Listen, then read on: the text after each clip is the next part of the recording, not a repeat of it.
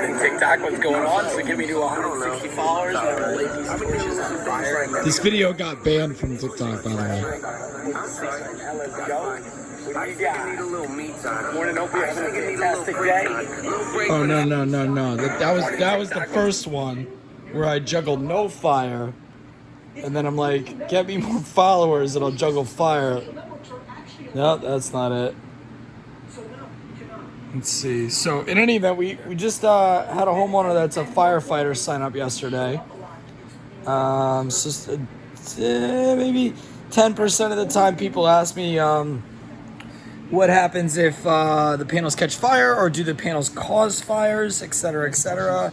I mean, anything can, it's electricity, right? So anything can cause fires if you wire it incorrectly. We have a master electrician on every single crew. If you wire a dishwasher incorrectly, that could catch fire as well. So, but if you actually stick your hand in between the panels, it's cool under there. I'm not saying stick your hand under the panels, but get up on a ladder or anything like that. But yes, it is cool under there. And I'm trying to find this me juggling fire video. I will have to do it for YouTube because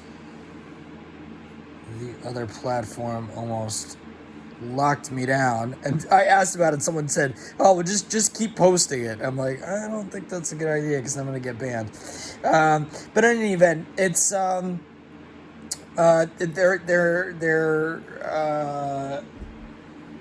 it's cool under there, and they're not like a hazard as long as you get it done by a professional, right? If you get it done by someone that doesn't really know that much, I mean, even though the local electrician in Hazlitt, he installed his own panels on his own house. He's a busy guy, so it took him forever to get around to it. I saw the racks on the home. I'm like, hey, I see the racks on your home. You go install solar? And he's like, yeah, absolutely. I'm installing it on my own. And I'm like, oh, that's amazing. Started asking him questions about it. And let me flip this camera around here. If it's possible to flip around. It is not. So gotta love the iPhone. I don't know. I don't think it's possible on the Android either, from what I had before. So and then it's 2 years later, and I drove past his house, and I'm like, oh yes, he finally he installed the panels already. Not finally, the guy's busy and he did it the way he wanted to do it. So, but I'm sure he's skilled enough to know red and black, wires, and I had electronics class in high school, but I'm not the electronics engineer, right? I'm not that guy. I get that guy to come to the home, and I understand a broad view of how it works, but I'm not specifically that guy. But in any event, they don't cause fires. If it's wired incorrectly, yes. If the house catches fire, and New Jersey has just passed the law this March, actually, because in February I didn't have to put fire coating on, and now I have to put fire coating on, and thank goodness they passed this law, right? So it has to be 36 inches away from, as long as the home is inhabitable, right? So if you put the panels on a garage, this doesn't really count, but if the section of the roof that we're putting the panels on is inhabited, then it has to be 36 inches away, so that, God forbid, if a fire catches, that the firefighters will be able to drill into the roof and get in through the roof. So these sort of precautions are really set up for people nowadays, to be able to, have the safety in mind that, hey, A, they don't cause fires. B, if there were to be a fire on your home, and hopefully this has never happened to you. I don't know anybody myself that has ever had a fire at their home. Seen fire in homes, and hopefully you're smart and you smoke cigarettes in a place where you can put it out easy. Fall asleep with it, etc., etc., etc. You're not lighting paper to the gas stove or anything like that, but the firefighters are able to easily get in. I know New Jersey's the law, Massachusetts has the law, tons of states have the law, and I'm always able to design it so there is that space there. I'm definitely going to adhere to the laws per your state, but if that's a concern of yours, I would definitely space it 36 inches is what New Jersey's doing, just as an example, so you have an idea of what would be a good barrier that has already been successful, that they know that they can get into the roof if that were the case. But there's essentially a pathway of air going right through from the top of the roof down to the bottom, right underneath the panel, so it's cool. Actually keeps your home a little bit cooler. So if your attic's really hot, like this lady we just signed up in Southern Jersey, she's going to actually, we're putting in the attic fan. That's really going to support her attic being a little bit cooler, but just the panels themselves, let's say we didn't do the attic fan, which was super cheap, by the way. It's like $68, $72 or something like that just to put the attic fan on. So, spread that out over a 10-year loan, it was nothing. Or if someone doesn't want to do the loan, it's 25 years, but they save more in the short term. So we're absolutely able to put the attic fans in, but the fact is that the sun is now hitting the panels versus hitting the roof, so it's not baking, it's protecting the roof, and it's adding that extra layer of protection. And that's what I have to say about fires. Go ahead, ask your local fire team, what's the deal with solar, and a variety of solar companies have been to firehouses to kind of train them on what to do. I don't think that's really necessary nowadays that the technology's gotten, been advanced so much. The electricians are that much more experienced, and then the fire coding and plenty of space for them to get in. So, but I guess the third portion of that question, because this fire question comes up, like I said, 10% of the time, and there's a variety of questions that people are actually asking, right? So it's like, A, do they cause fires? B, what happens if the firefighters can't get in because they're covering the entire roof, right? And then C, it's like, let's say the fire burns up the house. Now my $10,000 or $12,000 piece of equipment is now ruined. So equipment failures, we warranty. But this isn't really an equipment failure. It's more of an insurance thing. So if we own the panels, which is a good deal, both programs are good deals, then we're responsible for the insurance. If the homeowner owns the panels, then it falls under their homeowner's insurance. So if they're getting a new roof, we haven't seen any of our new roof deals, and we've done 30 since COVID hit. If you're watching this well after COVID, it's September 2020. So 30 brand new roofs since COVID hit, and none of their insurance companies that we did the new roof and then put the solar on top of that, none of the insurance premiums have risen $1. So far, one homeowner let me know Geico was actually going to reduce his premiums, which is great. So I'm letting all the homeowners that we installed the roofs on know, hey, let your insurance company know you have a brand new roof and see if you can get that insurance premium down. If someone were to put it on to a 5, 10, 15-year-old roof, and I wouldn't recommend going past the 15 years, just because might as well wrap the roof into the solar and kind of do it all in one shot. Depends on how long your roof warranty is and how great your roofer was and how willing they are to guarantee it, even though there's solar installed on there. But unless you got some kind of guaranteed metal roof, right, that lasts 50 years, I would go ahead and get a brand new asphalt shingle roof, put the solar on top of that. Don't raise your insurance premiums. I can't vouch for every single insurance company in the country, but we work with every insurance company in the state, and out of the 30 roofs we've done, 0 of them have risen at all. But if you put it on a 5, 10, 15-year-old roof, the average insurance premium rises $5 to $10, average of $7, because they see it as a liability, right? If you're going to put on panels on top of an older roof, possibly voids the roof warranty. Got questions you want to ask and consider before you pull the trigger and actually go solar, or before you wash your hands of solar altogether. Ask these questions and find out what your options are, because for us, nothing is a cookie cutter type of a program. It's all very customized to the home, to the homeowner, to the roof age, to the tree line, to the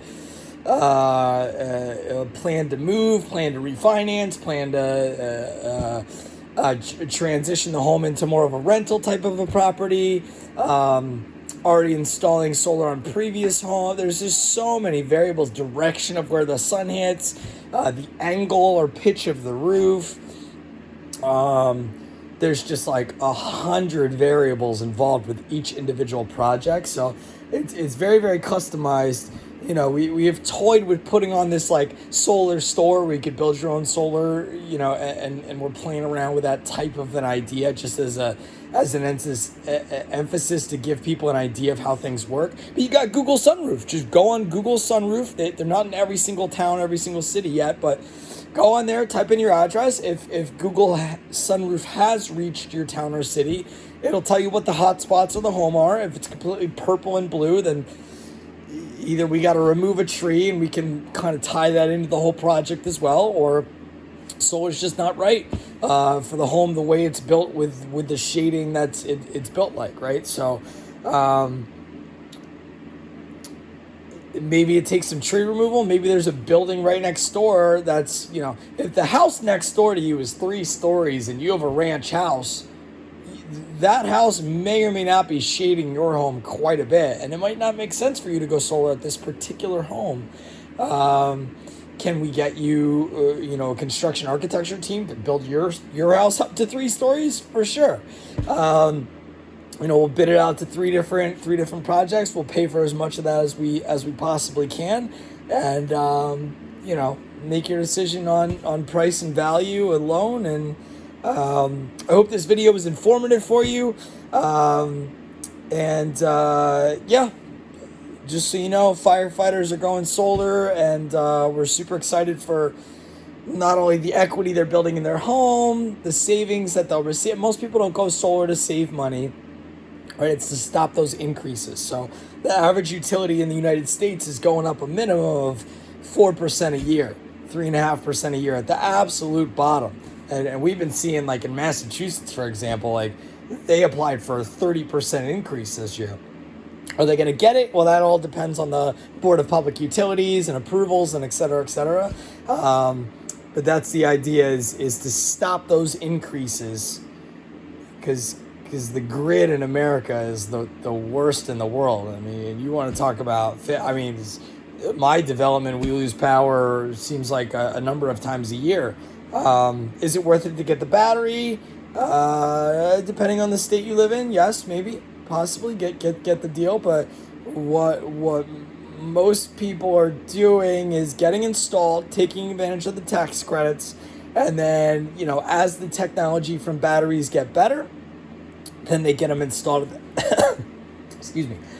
At that point, let's say 2, 3, 4, 5 years from now, especially if you're going to go ahead and get an electric car 4 years from now, might make a lot more sense to get a battery. Now, if you're in Nevada, there's a state program to be able to get a battery today. If you're in Massachusetts, Connecticut, Rhode Island, ask about the battery. You know, the incentives are really good, especially if you're in National Grid, possibly Eversource, depending if they've accepted different manufacturers. Right now, they only have 3 different manufacturers of batteries that they'll accept to give the incentive to. So, you know, and any electrician can go ahead and take care of the back end stuff for you guys. Get a solar company, essentially, unless you're completely do-it-yourself DIY, to take care of the solar installation. But, you know, down the line, you know, give us or give your company a shout, and feel free. I mean, personally with us, we'll price out. Hey, it makes more sense to get the battery, you know, at whatever rate you can buy it online from, and then get your electrician to install it. Or, hey, it looks like you guys need an extra panel, and you want the battery, so let me price that out, and we'll do it. But I'm happy to get people 3 different quotes so that they understand that they're getting, you know, the best deal, the best value, the best service. We stand behind, hey, we're yours for life. So you get installed today, you want to call me in 20 minutes, you want to call me in 20 years, 25 years, 30 years, 40 years. I'll go ahead and remove your system, put on a new system. I haven't had a new cell phone number in since I entered college. I'm 36 now, and you know, at 18, I got this cell phone number, and I'm not changing it.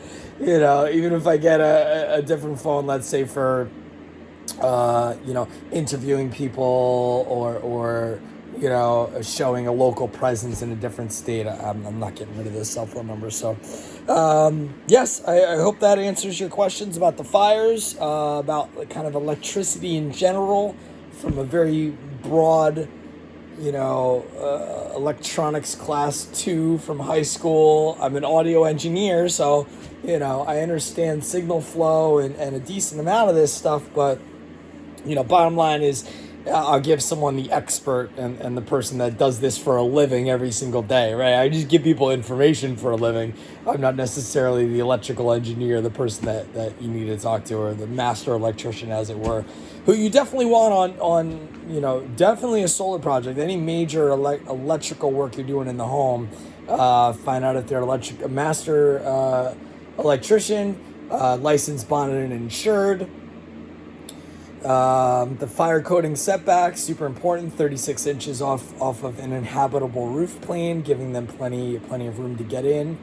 And then, yeah, like if you got, you know, a home and you're only putting panels on one side of the roof, but you got a whole open other side of the roof, again, this is like so rare that your home would catch fire, especially if you're super responsible. But hey, I understand it. You want to protect your home and your family. I mean, it's the biggest asset you own.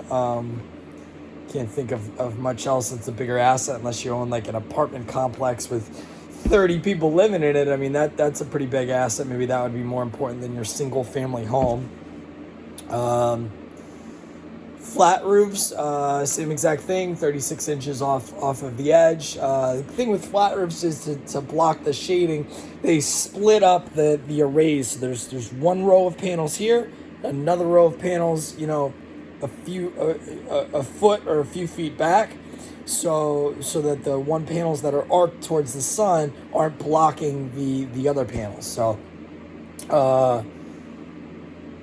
you know, as far as flat roofs and protecting them, you want to make sure to coat them first, if not replace them. There's no real type of roof that wouldn't work. We won't drill holes in a slate roof. But what we will do is rip off your slate roof and put on a brand new roof. And, you know, slate roofs definitely last a long time. The normal roofs, the asphalt shingle roofs, are lasting a super long time as well. They're 50-year roofs now, so... you know, it's expensive to rip off a slate roof, so it might make more sense to people to tear off your old slate roof, as long as your township and your historical society are okay with that. As the other option would just be to do a ground-mounted system. You got 10 feet off the property line and plenty of sun, or we can remove a tree to put up more sun. You never need to worry about fires at all. We'll just trench underneath your backyard and go right into a ground-mounted system. It's super far away from the home, and firefighters will never have an issue getting in for that type of deal. So, all right, I hope this was very helpful, and you know, text us your questions. We'll answer any question. My number is 917-282-6285. Hope you're having a great day. Hope this video finds you well. And yeah, I'm Lee. Take care. Have a great one. Bye.